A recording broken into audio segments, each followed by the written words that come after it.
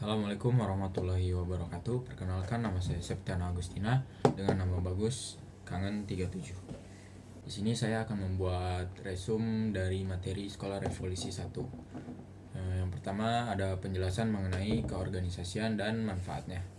Organisasi sendiri yaitu sekelompok orang yang memiliki tujuan sama dan ingin mencapainya secara bersama-sama. Organisasi sendiri tidak sama dengan event organizer, yang dimana event organizer hanya berpikir tentang bagaimana terlaksananya sebuah event gitu, sebuah acara. Sedangkan organisasi yaitu berpikir bagaimana keadaan di masa sekarang dan keadaan di masa yang akan datang terkait dengan organisasinya itu sendiri. Dan manfaat yang bisa didapat dari organisasi, salah satunya mungkin dapat melatih public speaking, melatih manajemen waktu, dan yang terpenting mungkin kita dapat memiliki banyak relasi. Selanjutnya ada penjelasan sejarah Himakom. Himakom sendiri berdiri pada 8 Agustus 1987 yang pada saat itu masih di bawah naungan Politeknik ITB, dan berganti pada tahun 2005 di bawah naungan Politeknik Negeri Bandung dengan nama yang sama yaitu Himakom. Selanjutnya pembahasan bagaimana regenerasi Himakom. Regenerasi Himakom sendiri menolak keras adanya tindakan kekerasan dan ingin menghilangkan pemikiran orang-orang bahwa regenerasi suatu organisasi akan berkaitan dengan senioritas dan akan mengakibatkan ketakutan dan respect terhadap kakak tingkatnya sendiri. Di Himakom itu semua gak ada gitu. Dan di Himakom sendiri ada budaya yang namanya nama bagus, di mana setiap anggota Himakom memiliki nama bagusnya masing-masing, dan nama bagus tersebut diturunkan dari kakak tingkatnya. Tujuan adanya nama bagus pada awalnya untuk menghindari bullying, namun tujuannya berubah menjadi relasi antar angkatan, di mana anggota yang memiliki nama bagus tersebut jadi memiliki relasi terhadap kakak tingkatnya yang memiliki nama bagus yang sama dengan anggota tersebut. Kemudian ada organisasi dan relevansi di era saat ini. Dengan berkembangnya zaman gitu, dengan banyaknya perubahan, maka tujuan organisasi dan himpunan harus dapat menyesuaikan dengan zaman, harus relevan dengan zaman sekarang, tanpa harus merubah tujuan awal suatu organisasi tersebut dibuat. Jadi sebuah organisasi yang baik adalah organisasi yang dapat selalu relevan dengan zaman yang ada saat ini. Selanjutnya ada penjelasan mengenai Badan Legislatif Himakom, yaitu MPA. MPA Himakom Polban adalah lembaga legislatif sekaligus yudikatif yang memiliki kekuasaan tertinggi dan merupakan representasi seluruh anggota Himakom Polban. MPA Himakom Polban memiliki 5 fungsi, yaitu fungsi aspirasi, fungsi legislasi, fungsi yudikasi, fungsi mediasi, dan fungsi pengawasan. MPA Himakom Polban juga berhak mengadakan sidang, yaitu sidang paripurna, sidang umum, dan sidang istimewa.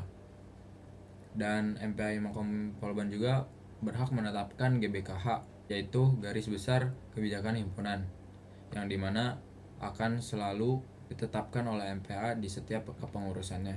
Selanjutnya ada penjelasan mengenai Badan Eksekutif Himakom. Badan Eksekutif Himakom Polban merupakan pelaksana dari mandat MPA Himakom itu sendiri. Dan Kabinet Himakom Polban saat ini yaitu Kabinet Dharma Revolusi. Kenapa revolusi? Revolusi merupakan perubahan dari sosial maupun budaya yang berlangsung cepat dan melibatkan poin utama dari dasar atau kehidupan. Jadi Kabinet Dharma Revolusi ini menjadi suatu titik perubahan untuk Himakom Polban. Selanjutnya ada penjelasan birokrasi. Yang pertama, birokrasi adkes, di mana birokrasi ini berkaitan dengan surat menyurat, proposal, dan LPJ.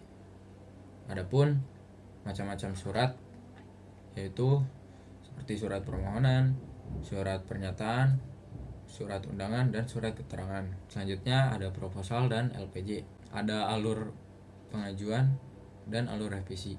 Bagaimana sih alur pengajuan proposal dan LPJ. Yang pertama yaitu dimulai dari ketua pelaksana, ketua himpunan, pembina himpunan, ketua jurusan, ketua BEM, dan kemudian WD3 yang disubmit melalui Google Form. Itu saja dalam pengajuan proposal pasti ada revisi. Bagaimana sih alur revisi proposal dan LPJ? Yang pertama dimulai dari sekretaris program kerja, ketua biro adkes, sekretaris umum himpunan, ketua himpunan, dan yang terakhir ada sekretaris umum BEM dan pembina himpunan.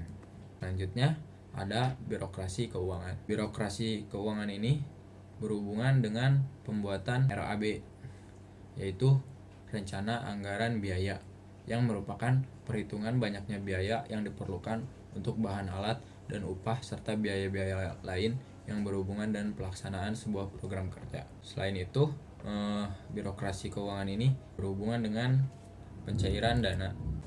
Pada proses pencairan dana dibutuhkan 2 berkas, yaitu kwitansi yang merupakan bukti dari pembelian suatu barang dan SPJ yang merupakan surat pertanggungjawaban, atau SPJ adalah bukti laporan yang berkaitan dengan kelengkapan administrasi pertanggungjawaban. Lalu bagaimana sih alur proses pencairan dana? Untuk alur proses pencairan dana yaitu pertama kwitansi pembelian asli, kemudian difotokopi 1 kali semua kwitansi pembelian asli, lalu menyerahkan kwitansi asli ke manajemen. Kemudian Ormawa mendapatkan kwitansi dari Polban. Kemudian meminta kembali tanda tangan dan cap untuk kwitansi Polban yang sudah diberikan dari pihak penjual. Kemudian menyerahkan kembali kwitansi asli dan kwitansi Polban ke manajemen. Setelah itu barulah dana bisa dicairkan. Kemudian selanjutnya ada penjelasan birokrasi sertifikat. Pada birokrasi sertifikat terdapat alur pembuatan sertifikat.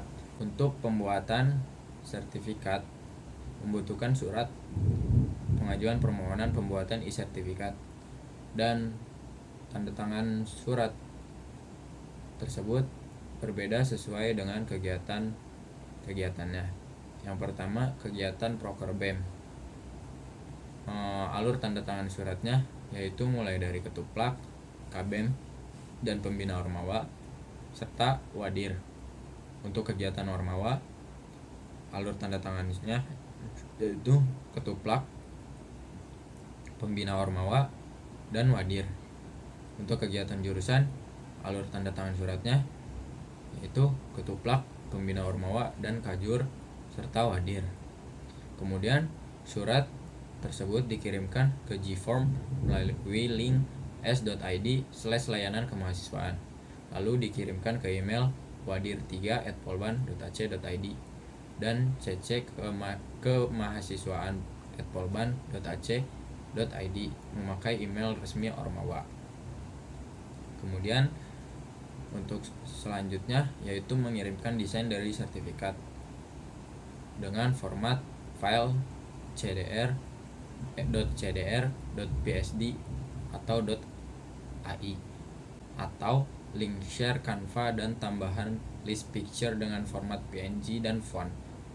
Yang ketiga, kita harus mengirim data penerima dalam bentuk Excel dengan kolom nomor sertifikat, nama lengkap, NIM, jabatan, dan sebagai apa penerima tersebut.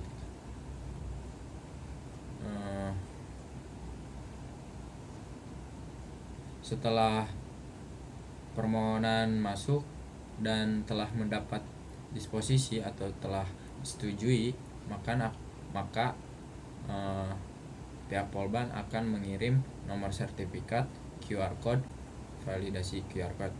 Setelah e-sertifikat selesai diperbanyak, harap mengirimkan e-sertifikat yang sudah jadi dalam folder dengan kisaran 250 KB per file ke email kemahasiswaan@polban.ac.id. Mungkin cukup sekian resume dari saya, kurang lebihnya mohon maaf. Wassalamualaikum warahmatullahi wabarakatuh.